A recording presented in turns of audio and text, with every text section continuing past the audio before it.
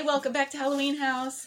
So hopefully you watched our previous video on Belle Gunness, and in this video we're just going to kind of do a follow-up and talk about some interesting facts that we didn't include in the previous video.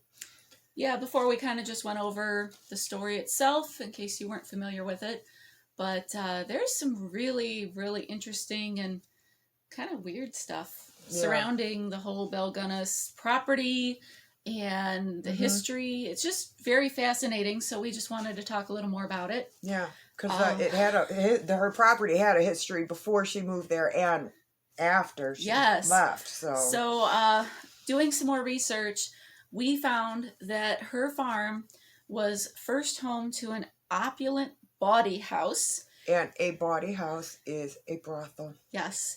It was run by Maddie Altick in the late 1800s. And Maddie was eventually buried in Greenwood Cemetery in Michigan City after one of the most lavish and expensive funerals at that time. How did Addie die? Or Maddie was murdered by her sister. Yes. Because, do we know her sister's name by chance? Yes, her sister was Eva Rupert, and she was a madam in South Bend and didn't want competition. So the competition with the brothel in LaPorte was a bit much for her sister out in South Bend. Yeah. So she eliminated the competition. So even before Belle got there, there was just crazy stuff going on. Yeah. So, you run into some properties that are just cursed from the beginning. For some reason, it's just bad from the word go. Yep. Weird. So, very interesting stuff there. Lots of other things on that property, and just all around. Another thing we wanted to talk about was what kind of money Belle had and what kind of money she made off of not only the insurance fraud things, the deaths and the everything. So her first husband, Mad Sorensen, was the one that had the double insurance policy on the day he died. Yeah. And in addition to that, she had to sell the house in Chicago as well. So she collected not only $8,500 on his insurance policies, but also $5,000 off the sale of that house. Now that is in money from the late 1800s. So doing the conversions, that is about $157,660 today. Yeah. So she did get a nice chunk of change back then. That was not a little bit of money. No, it was quite a bit of money. To put it in perspective, that kind of money could have bought you like 10 of the properties that she eventually bought in LaPorte. It was a lot of money back then. Yeah.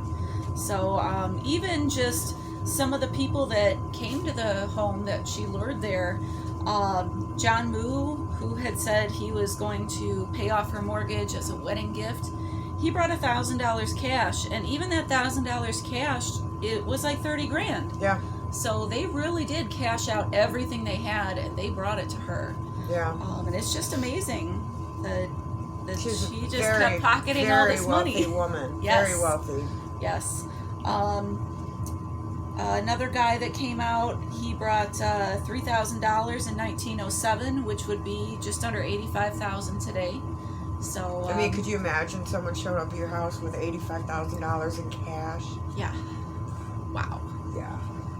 She definitely was good. And at this point, she had already owned her property outright. Yeah. So I mean, she didn't really have any bills. So this 85 grand, what would be the equivalent of 85 grand, was like disposable income for her. Yeah. That's amazing. Just amazing. Very wealthy woman. And before she had the fire and disappeared, a lot of money was withdrawn from her bank account in the days or weeks prior to that. Yeah. So she didn't take everything. No, she didn't. She had a nice chunk of money to run off with. But this kind of goes along with the theory of framing Ray. Yes, Ray Lampier. Yes. Because she was going around saying that Ray Lampier was stalking her, and Ray Lampier was threatening her, and Ray Lampier was threatening to burn her house down and all that. So she took steps to make it appear she was preparing for a death in case something happened to her. But in reality, it was just a front to frame Ray Lamphere and stage her disappearance, and also have cash to make a new life elsewhere. Yes. Yeah, she had it all figured out. Yeah, she did. And she had been working on it for a few months before the fire. Yes. Again, she knew the cards were going to fall. Yeah, she knew what was... Well, and like we said in the other video, Andrew hugged Deline. I'm sorry, my Norwegian is not great. Hugged Deline. His brother was not going to give up, and she knew that that was going to be a problem. Yeah. Why didn't she just get rid of him? I wonder. Maybe she figured people knew he was there. Yeah, that's true. And so she was just going to keep pretending that she knew nothing and that he was crazy. Yeah. Because it's easy to point and say someone's crazy, and they know you, they don't know him, so he's crazy. That's true. He's this weird guy that's coming from out of town. Yeah. So. Very true. But yeah, she definitely went out of her way to frame this guy, Ray Lamphere, and that's a whole nother story. We'll get to that. Yeah. So we're still kind of talking about when she was still in Chicago. Now, kids. We do not believe she had kids of her own. No. The 2 kids, do we know? Myrtle and Peter? Yeah, I think that. Yeah, okay. Birth certificates were found on them, and Peter Gunness was listed as the father, and the mother is unknown. So, I don't know. Yeah. I mean, the mother was present at the birth, most certainly, so I don't know why it would say unknown. But we don't believe Belle Gunness had any children of her own. No.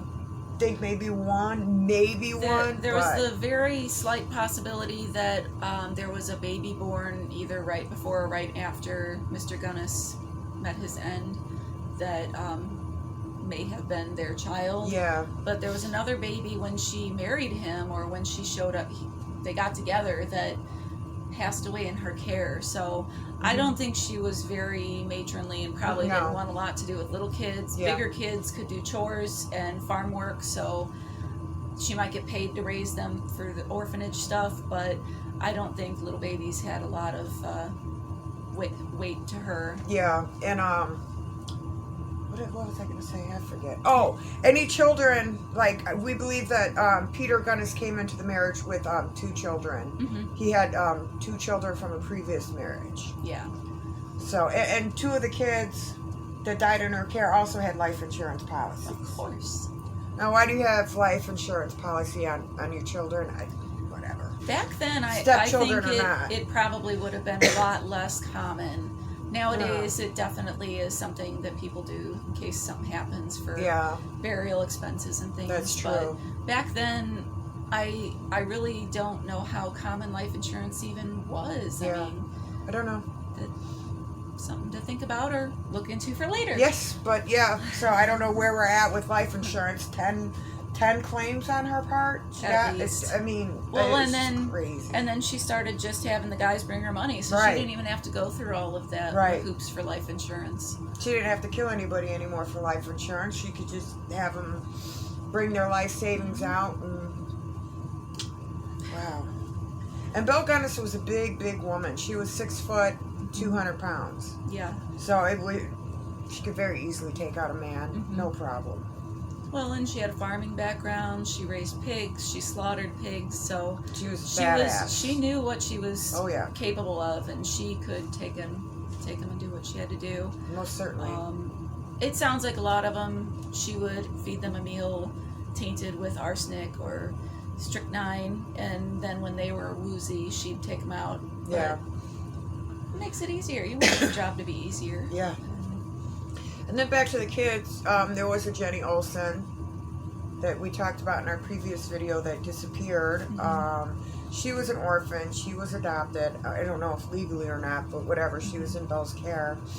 And she traveled with her from Chicago to LaPorte.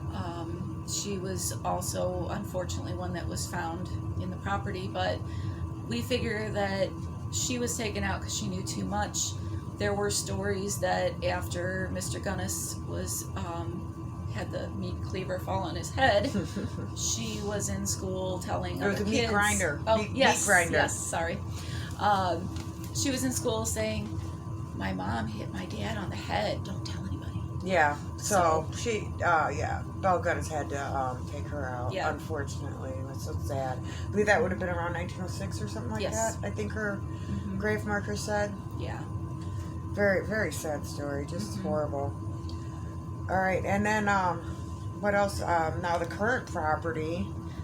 Well, before we get to that, one of the nicknames for her was Bluebeard. Yes. And so we were kind of wondering, okay, did she have whiskers? Like, some women have hair on their chinny chin chin. Yeah, did she remind people of Bluebeard in her looks? Where did this Bluebeard come from? So, Bluebeard is actually a character from French folklore, and the name or the word Bluebeard is the definition of a man who marries and kills one wife after another. So she was the female Bluebeard, and that's where that came from. So did they call her female Bluebeard, or did they call her Lady Bluebeard? Lady Bluebeard. Yeah, Lady Bluebeard. Yeah. So yeah. So if you hear someone say Lady Bluebeard or Bluebearding, it's that person is murdering their significant others over and over again. Yes. Well, not killing the same person over and over again. No, but multiple people. So yeah, if you're widowed like 5 times, so there's probably something going on there.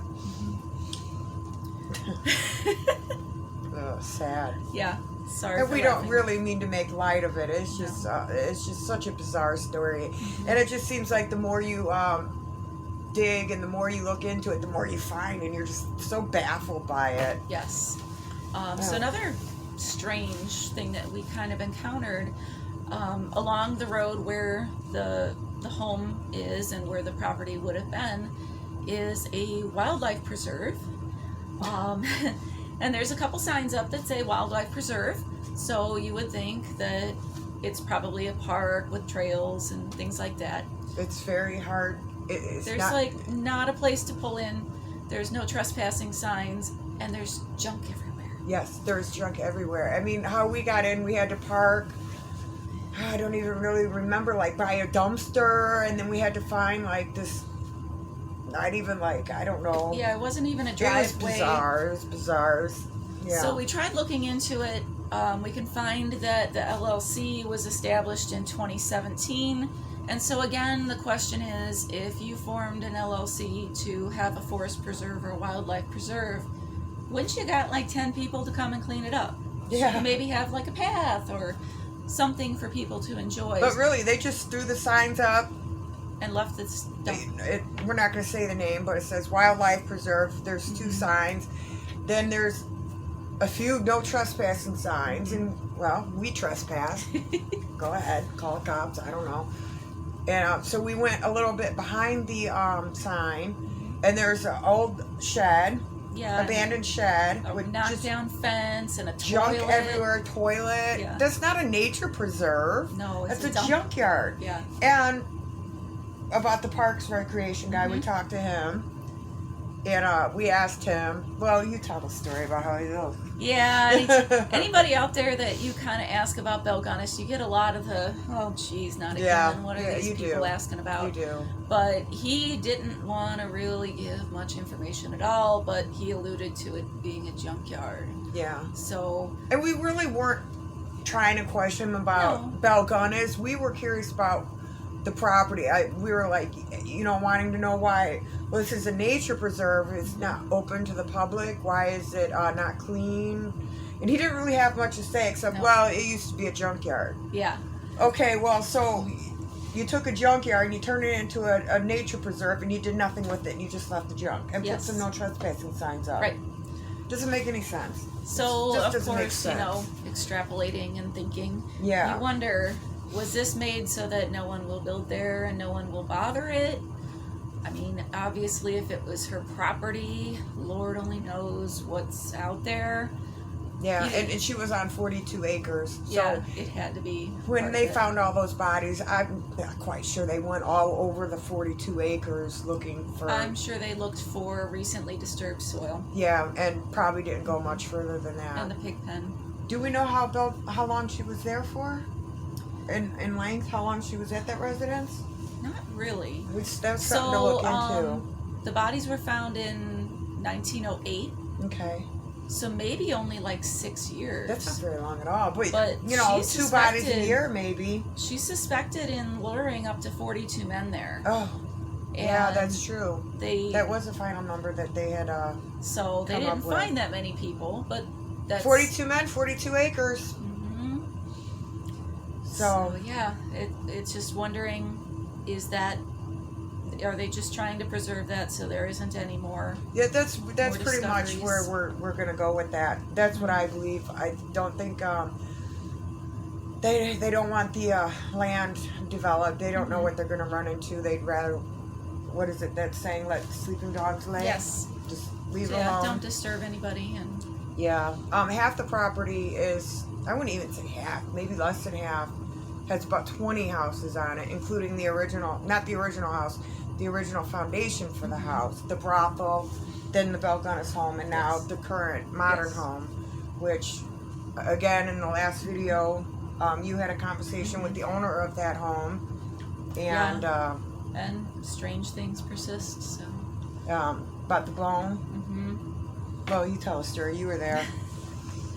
So she had a baggie in her purse that had a jawbone, and it was about this big. So you figure about the size of a person. She was concerned whether or not it was human or pig, because she knew that this had been pig farm. So obviously you could find bones from animals that were slaughtered. But she was just kind of concerned that if it was a human bone, she wanted to do the right thing, do something to honor that person. But any of the authorities she went to didn't want anything to do with it. And now you can imagine that, going into the police with what you may think is a jawbone, and them just saying, bury it. And so that's kind of why we kind of think that this preserve is just because they just don't want any more. They just want to put an end to it. It's sad enough story. It is. Don't want to. It's a horrible story, and we really don't mean to make light of it, but it's just so many layers to it. I mean, there's a lot of books out on it, and I think if you even wrote a book, you'd have to write a what do you call it? Sequel to the book. Yes. To explain what was in the first book. Like, it never ends. It just the story doesn't end. It's just bizarre. Well, and just the things that she did and how she did them and how she profited off of them are phenomenal. Yeah. I mean, that's why people like her names stay in history. That's why Dillinger and all those guys we still remember who they are, because they did things to get money that were so out of the norm that you just have to tell the story. Yeah. And then you start scraping away the layers, and it's just mind-boggling. And so I guess that's where we're at with that. Have we Yeah, I think we... Yeah, it's just crazy that it's such a storied property, from a, what do you call it, a brothel. Yeah. And that whole scandal, that would be a good video to do about that lady that was murdered by her own sister because they had rival brothels.